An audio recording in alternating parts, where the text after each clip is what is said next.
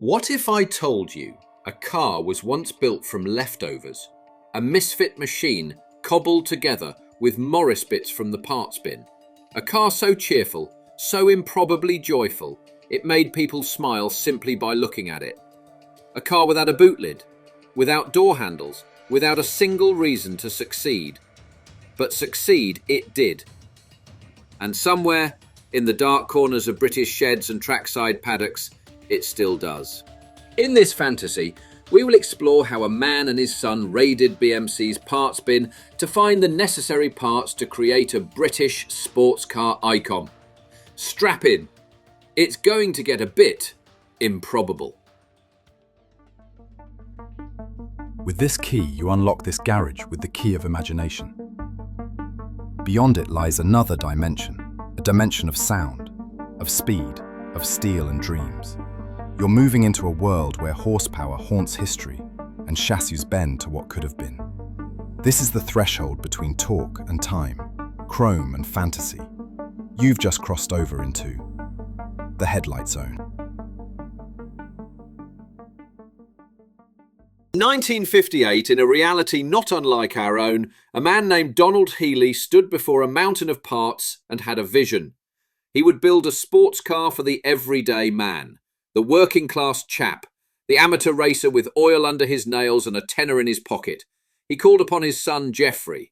Together they summoned components from the underworld of the British Motor Corporation, an Austin A35 engine, a Morris Minor axle, a few drum brakes from the land of barely adequate. The result? A stitched-together pixie of a vehicle, a car so light it didn't need horsepower, so compact it barely needed brakes, so lacking in features that bare bones became a feature itself. This car's DNA wasn't designed, it was scavenged. A Frankenstein of British manufacturing, an A35 gearbox with sketchy synchros, a Morris steering rack, and quarter-elliptic rear leaf springs that looked like they came off a coal cart. There were no exterior door handles, no boot lid, no heater. It wasn't minimalism, it was budget wizardry. You didn't open the doors, you reached inside and opened a latch. You didn't open the boot, you accessed the boot from behind the cockpit seats, groping in the dark to find your spare tyre and jack. It was awkward and ungraceful, creating a scene reminiscent of a plumber bending over to fix a leak under your kitchen sink. And yet, it all worked. This was a car designed with a hacksaw, a ruler, and pure audacity. Now, the Sprite, its real name, was supposed to have pop-up headlights, a dash of class, a nod to luxury. But fate, or rather BMC's accountants, intervened. Pop-ups cost money, so instead the lights were mounted on top. Two round eyes, always watching, always smiling. They called it the Frogeye or Bugeye, and people loved it. In a world of cold steel and growing conformity, it looked happy. It was, quite possibly, the first car that smiled at you. It drove like a leaf caught in a breeze.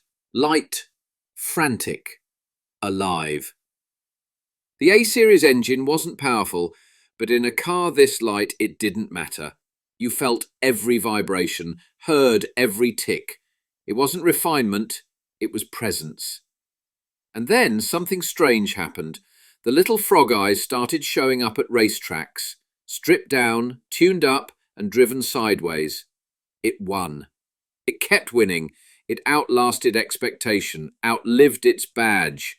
And when BMC stopped making it in 1961, the Frogeye did not stop. Then came the racing crowd, club racers and privateers.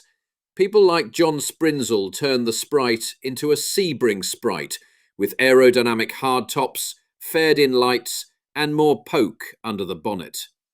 The Frogeye wasn't just fun, it was fast, on the cheap, and it was everywhere, from hill climbs to Sebring itself. But in 1961, the Frogeye's party face was swapped out for something more proper. The Sprite Mark II arrived with headlights moulded into the fenders, and not long after, its badge-engineered cousin appeared, the MG Midget. And here's the trick. Underneath, they were basically identical. Same chassis, same drivetrain, same parts bin engineering, which means any MG Midget is a prime donor for bringing the Frogeye back to life. In the years that followed, the Frogeye wore disguises. It hid inside MG Midgets, lurked beneath fiberglass, slept under tarps in half-finished garages, but it never really left, because it was simple, recreatable, a platform not just for driving, but for dreaming. And today, if you wander into the right corner of the internet or the wrong paddock at a track day, you'll find them, Frogeyes reborn. Modern builders are doing exactly that. They're rescuing tired midgets, bolting on fiberglass Frogeye bonnets from Hall's garage, and creating resto-mod roadsters with a modern twist. Wider arches? Sure. Aero screens and Sebring-style noses? Absolutely. Sticky tyres and screaming engines? Bring it on. It's like the Frogeye was never really gone, it just swapped bodies for a bit. Now here's where it gets fun. Once you've got your Frogeye lookalike rolling, it's time to decide what lives under the bonnet. And folks, there are options. It's a virtual engine swap smorgasbord. Rebuild the A-Series with a fast road cam and twin SUs for period charm. Drop in a 1.6 or 1.8 Mazda MX-5 lump. Affordable, reliable and plenty fast. Toyota 4 AG engines are a proven swap and can deliver up to 160 horsepower at the wheels. Bike engines, Fireblade swaps are a very popular choice and can turn the Frogeye into a screaming banshee.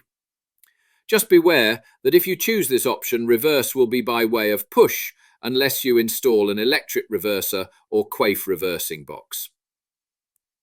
If you go the Quaife route, you will get 6 sequential gears backwards. Now that's a bonus. Want to keep the A-Series soul and still blow people's minds?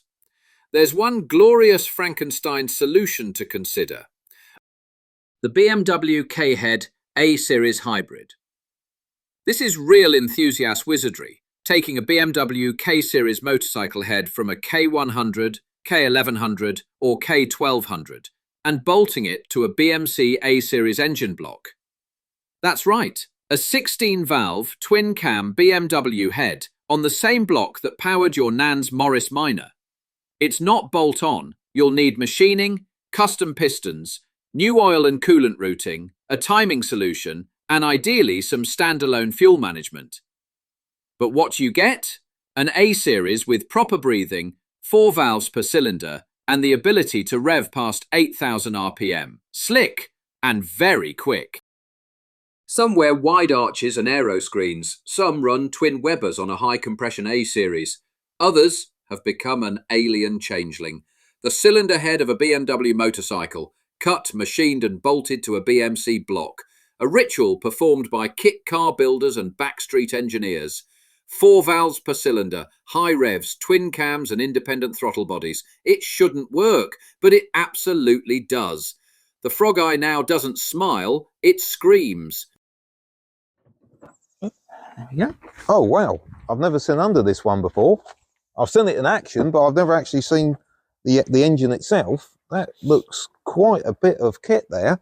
So this is a BMW motorcycle, 1200cc, 16 valve head, yep, on the original A-Series block underneath. Yes. So the original engine was 1275cc. Yeah.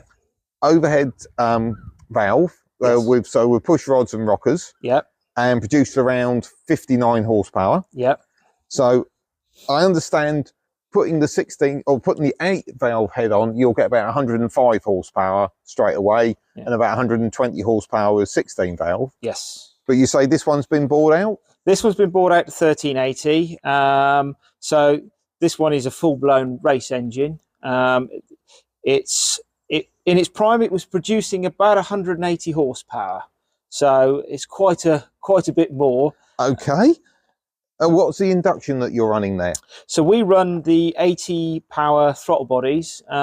These ones were actually made specifically for this engine, which we are very grateful to 80 power for. But they make a fantastic noise, and they do work really well with the whole setup. Some say the Frogeye never left because it was never a moment in time, it was a concept. A platform to be revived, restyled, re-engineered. Fiberglass Frogeye front ends are still sold today. Builders graft them onto MG Midgets. They add disc brakes, wide tracks and modern engines. Some go electric, others go retro, rebuilding with period carbs and hand-hammered panels. Each build different, but all with that unmistakable grin. What is it about this car? Why do people keep resurrecting it, rebuilding it, recreating it? Is it nostalgia, simplicity, or is it something older, deeper, stranger? What if the Frogeye Sprite was never just a car? What if it was a spirit, a trickster, a muse, a mechanical poltergeist that refuses to go away, a smile frozen in fiberglass, forever waiting to be reborn? You can buy the panels, the kits and the donors. You can stitch one together in your garage. But don't be surprised if, one evening, long after the spanners have been put down, you catch your Frogeye happily looking at you, because some cars never lose their charm. They just wait patiently to see you smiling back at them.